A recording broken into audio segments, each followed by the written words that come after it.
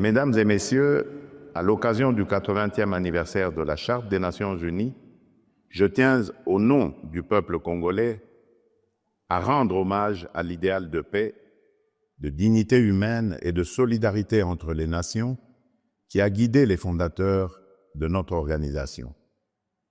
Les profondes mutations de notre époque, conflits persistants, urgences climatiques, crises humanitaires et menaces transnationales, nous rappellent que le multilatéralisme ne relève plus d'une option, mais d'une exigence incontournable.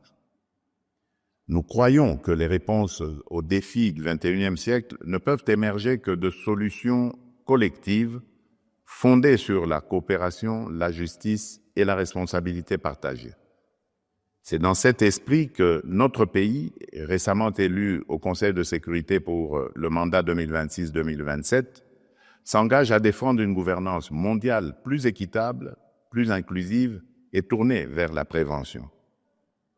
Mais il est clair que cette gouvernance ne saurait se renforcer sans une réforme du Conseil de sécurité qui doit refléter les équilibres du monde contemporain et accorder à l'Afrique la place qui lui revient de droit.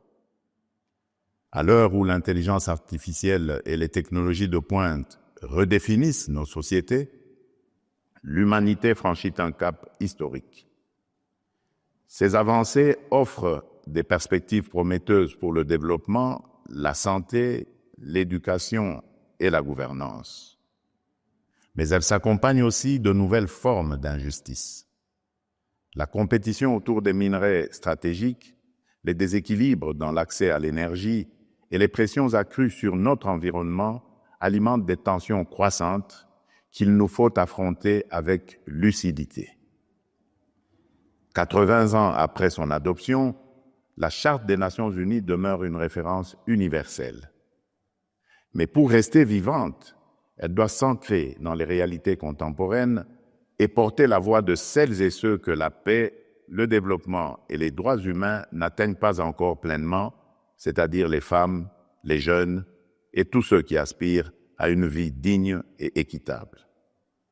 La République démocratique du Congo appelle à un multilatéralisme rénové, au service des peuples, enraciné dans la vérité, animé par la justice et cimenté par le respect mutuel. Que vive la Charte des Nations Unies, que vive la solidarité entre les peuples. Je vous remercie.